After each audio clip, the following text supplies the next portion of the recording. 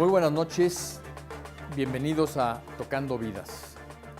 En un tema que toca muchas vidas, desde el punto de vista criminal, desde el punto de vista de salud, desde el punto de vista de legislación, que es la droga. Hay un debate, y hemos podido constatarlo así en los 3 programas anteriores, entre la conveniencia o no de despenalizar el uso de la marihuana. Hemos escuchado opiniones de que es muy importante hacerlo porque de esa manera reduciríamos el narcotráfico. Al tener ya menor costo, habría menos incentivos para que esto se vendiera en el mercado negro. 3 opiniones de 3 expertos: Manuel Mondragón, Juan Ramón de la Fuente, Mauricio Hernández, que todos ellos le van a dar a usted información de primera mano para que finalmente quien tome la decisión de qué es lo más conveniente sea usted. Queremos una sociedad informada, una sociedad participativa, para cuando se dé este gran debate en materia de despenalización de la marihuana, usted pueda participar activamente con su criterio bien informado. Quédese con nosotros. La premisa fundamental es que la estrategia con la que hasta ahora nos hemos movido la mayor parte de los países del mundo, que es una política punitiva, no ha funcionado. Y no ha funcionado porque pues, la evidencia es contundente. Las cifras del consumo van al alza en casi todo el mundo y México no es la excepción. Revisando los datos de la primera encuesta que tuvimos en México, la primera vez que teníamos datos confiables en 1988, al año pasado, pues había habido un incremento muy importante y había habido también algo que preocupa, y es que la edad de inicio se ha recorrido, digamos, hacia la izquierda. ¿Esto qué quiere decir? Que cada vez se inicia el consumo de drogas. Aquí estoy hablando de drogas, y no exclusivamente la marihuana, pero la marihuana va en el paquete, sobre todo cuando el factor que parece ser el común denominador en estos niños, porque no llegan a veces ni a ser adolescentes, es el consumo de alcohol. Es decir, el factor común al inicio temprano de drogas es el alcohol. La marihuana tiene realmente 2 usos. El uso recreativo y el supuesto uso como medicamento, que es parte de lo que se está aduciendo hoy para la legalización. 65% de los usuarios recreativos de la recreación pasa en un porcentaje alto a la adicción. Ese es el punto, que tiene que ver con salud, la adicción. No el uso recreativo, la adicción. Es utilizada por menores de edad.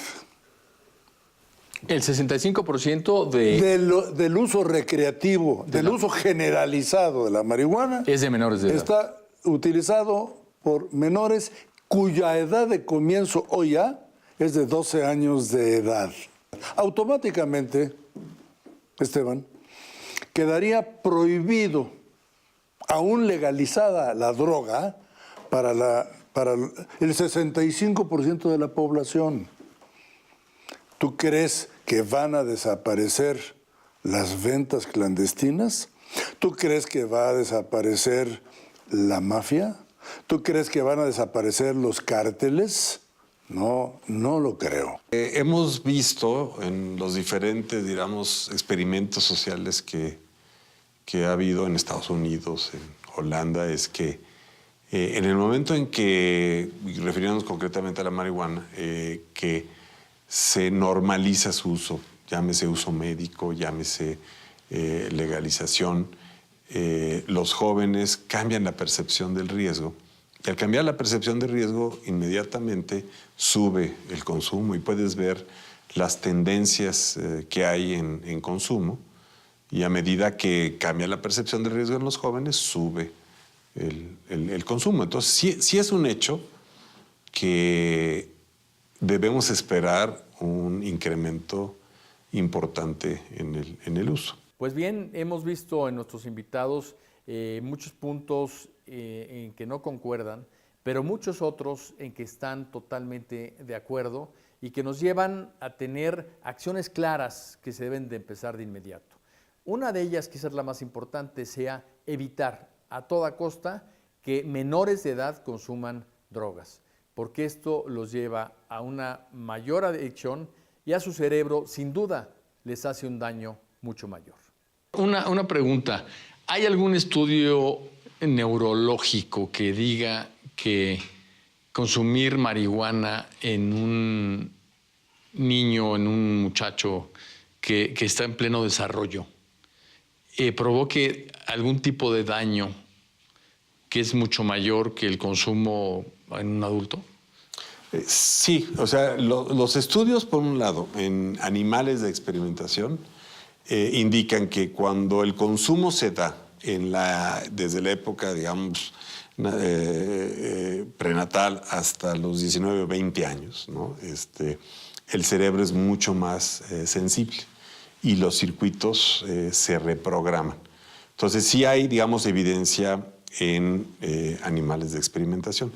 En los humanos es muy difícil porque pues, es una droga ilegal, pero los estudios que se han hecho en consumidores constitucionarios demuestran que hay ciertas áreas del cerebro en el hipocampo que están disminuidas, que tienen conexiones disminuidas, y estas áreas son las que tienen que ver con el pensamiento analítico y con la memoria.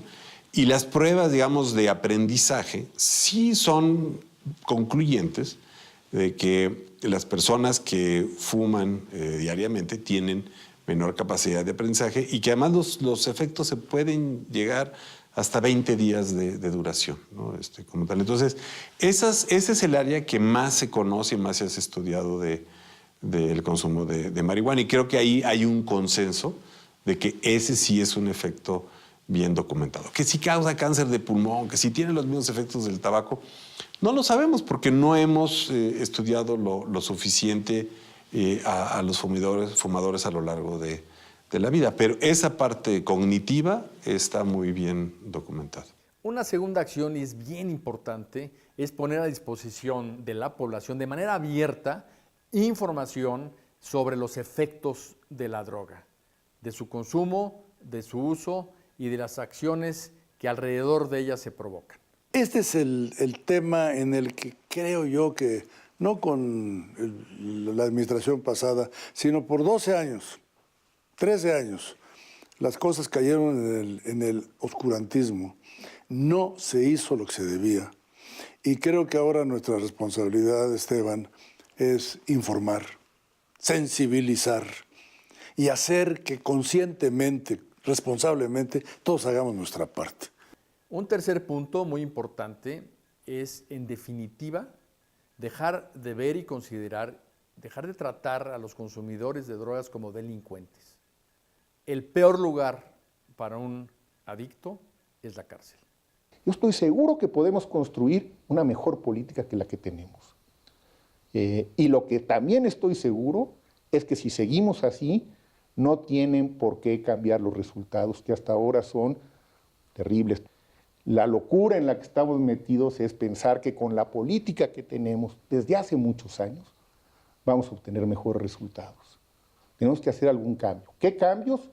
Hay muchas formas. Hagámoslo gradualmente, hagámoslo muy a la mexicana, no tenemos por qué importar modelos, y la mexicana es una forma que puede ser inteligente, creativa, reflexiva, incluyente, tolerante, de discutir los hechos antes de descalificarlos, de referirnos, como tú me has oído defender, a los usuarios con respeto, porque no son delincuentes, no son ningunos marihuaneros.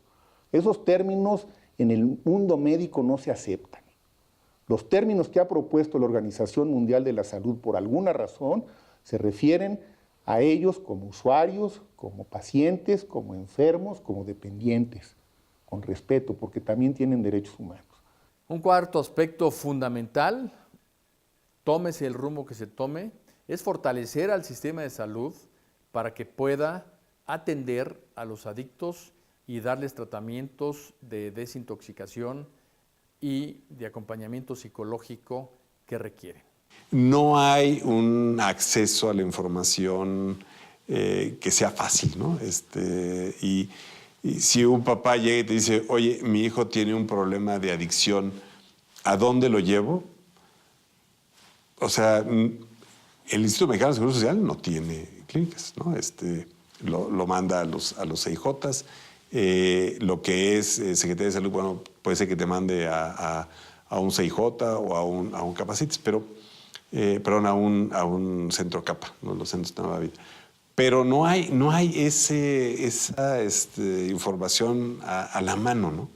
Y ahí es donde yo creo que nos falta, desde el área de salud pública, poner esa información a la mano. Nos falta recursos, ¿no? Para poder crear esa información y que los padres tengan esa decisión. Sin duda, un quinto punto, porque ya existen, es darle mucho más difusión a los centros de tratamiento que ya están establecidos para dar un tratamiento temprano y una atención inicial a quienes acudan a estos centros para prevenir y para evitar adicciones. Entonces, la premisa detrás es hagamos lo que tenemos que hacer para reducir los daños a la salud, y no solo individual, a la salud familiar.